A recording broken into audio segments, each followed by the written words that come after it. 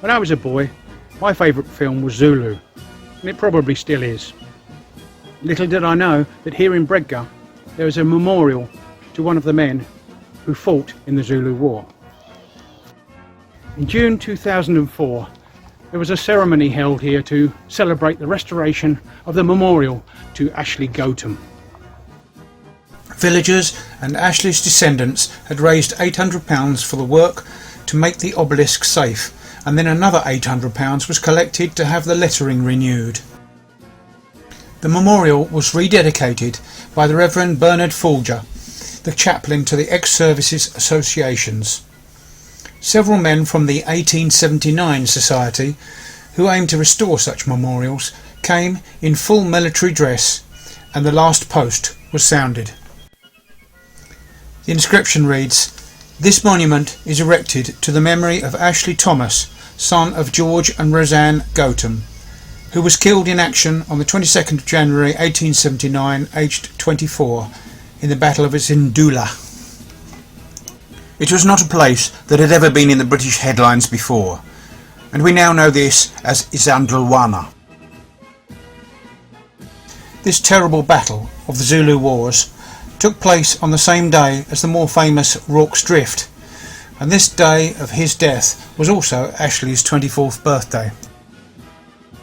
Ashley's father George and grandfather George were two of several related Goathams who were carpenters in the village during the second half of the 19th century. Grandfather George lived in one cottage, and Ashley's parents and siblings lived in another.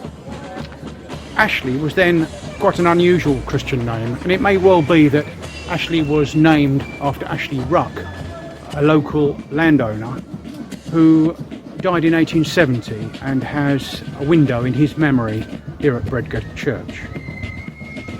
Ashley attended Bredgar Charity School, which was held at the time in a back room of Silver Street Farm. The present school didn't open until 1869. Being an adventurous young man, he wanted to see the world, rather than spend his life as a carpenter in Bredgar. So he joined the army as a boy soldier and served with the 24th Regiment. Most of the regimental documents were destroyed at Isandhlwana, but it seems that he enlisted at the age of 16. He served initially in Gibraltar, and then in 1875, when he was 20, the 24th Regiment was sent to South Africa, and it was here that he met his wife, Susan Seal. The army was fighting a number of engagements against various African tribes, and in 1878 I think it's fair to say that the British Empire picked a fight with the Zulus. Zululand was ruled by King Cetshwayo, who kept a well-disciplined army of around 40,000 warriors.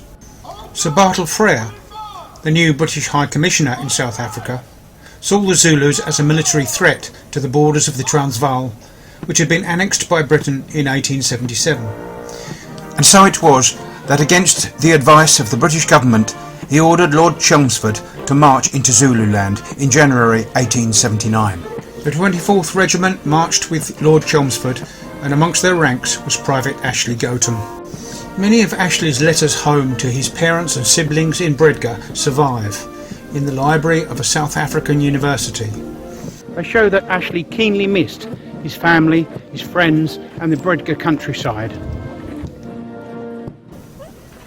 In May 1877 he wrote affectionately to his 17-year-old sister Ada, who was working as a servant, thanking her for the pressed primroses which reminded him of the Bredgar lanes. His letters show the difficulty he had in obtaining enough paper, as they're all fully written and then written over crossways to fit 2 pages of letter onto one. Each letter concludes by sending his love to many individually mentioned relatives, including aunts, uncles and cousins, as well as brother and sisters. In another letter to his father, he told something of the conditions the men faced. "Dear father, the miserable colonial won't grant us field pay, so the general had to give us 4 bullocks each man. We might get 35 shillings a head for them, as there are thousands to be sold. The Kaffirs are completely done up. They cannot get any food, as we have taken all their cattle. Colonel Glynn is the man. He knows how to handle a battalion. When we're firing, we lie down, and when the 88th fire, they kneel. That's how they've lost them 3 men. I should like to see a poor old grandfather. I suppose he's getting pretty feeble. I did not think of my birthday until one of our chaps said it's a nice day to get a fight on. So I've pulled through 23 years. I hope to pull through many more. A few months later, in October, events in Ashley's life had moved rapidly. He was now married, and his son, also named Ashley, had been born. Ashley wrote in an educated style. It was a credit to his Bredgar schooling. He was by now a seasoned and experienced soldier, but he was content with army life. His sister Henrietta was only 12 in 1878, and it is to her that the next letter is addressed. My darling sister, I am once more on the warpath and another Christmas in the field. We do not know when we cross the Upper Tugela into Zululand. We are encamped 6 miles from it. He mentions the worsening situation with the Zulu king, and then goes on. Now they've made us into the main attacking column. Our column's pretty strong. I think, according to talk, we'll get some stiff work settling him, as he has, on reliable source, 47,000 armed men. They might stand well a couple of hours. Ashley appears well informed as to the facts of the situation, and may have been in one of the escort companies of the 24th when the ultimatum was read to Zulu messengers. An ultimatum had indeed been issued to Cetshwayo by Sir Bartle Frere, and it is this ultimatum whose terms it was impossible for him to accept. Ashley was a young man of calm and sensible disposition, but obviously he was starting to consider whether he would ever see his home and family again. The situation had become yet more serious when he next wrote to his parents on the 4th of January, although his force had as yet not moved into Zululand. Things are looking very crooked out here at present.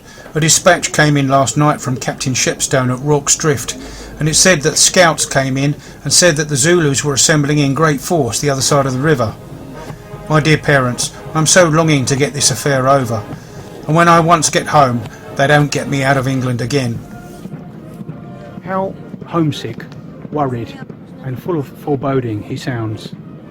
Only 2 days passed before he wrote home once more, for the process of explaining the situation to his family must have made them seem nearer and alleviated his anxieties a little. And he had much to tell them, for he had moved forward again and was now at Rorke's Drift himself.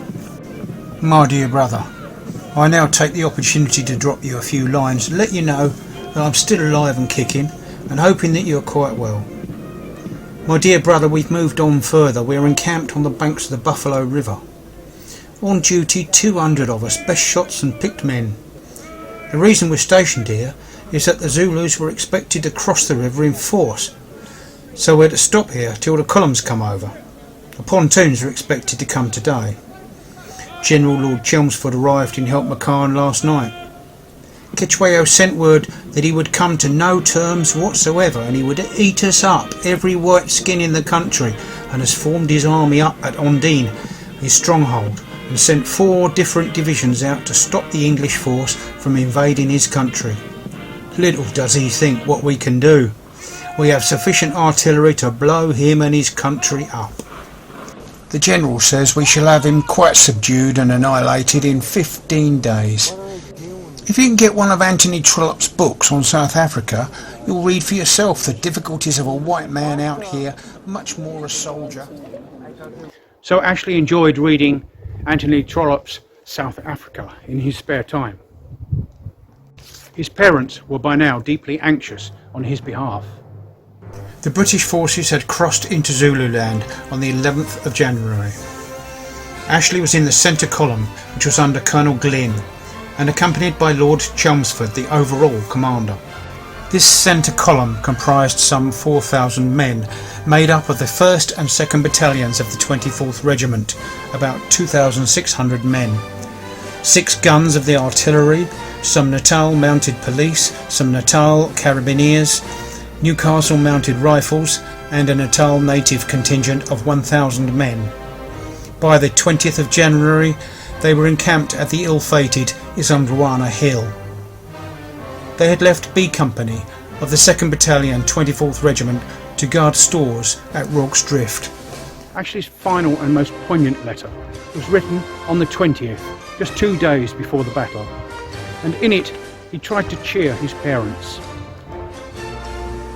I received your kind and welcome letter which came to hand yesterday, but I'm sorry to see you so distressed and cut up about me. Never mind about me, I hope to pull through all safe by the help of God. So my dear mother, cheer up. Time might come when I shall come home and surprise the lot. It is moving for us, even after all these years, to read these brave and loving words in the knowledge of Ashley's imminent death.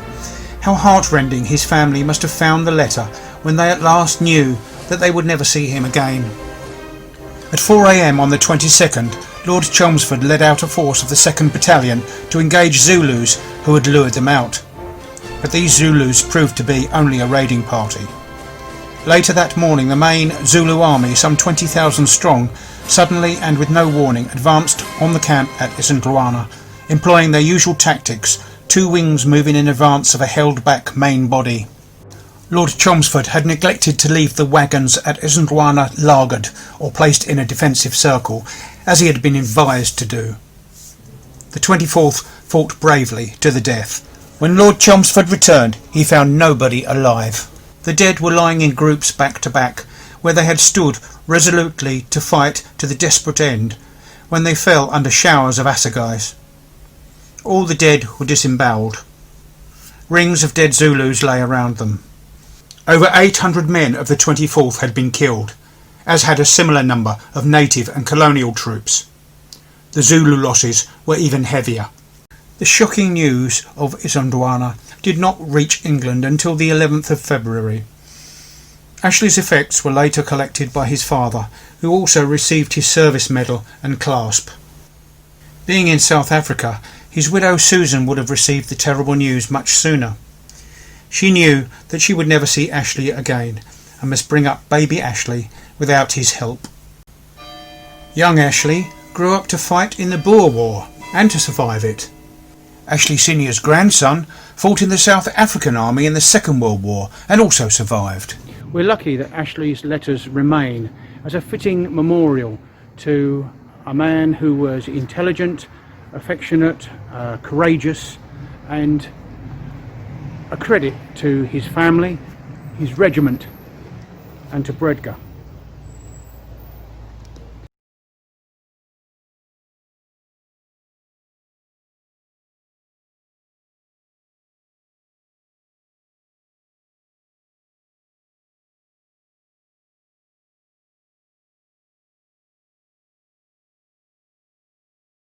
If you have found this video interesting, please subscribe to our YouTube channel or visit our website.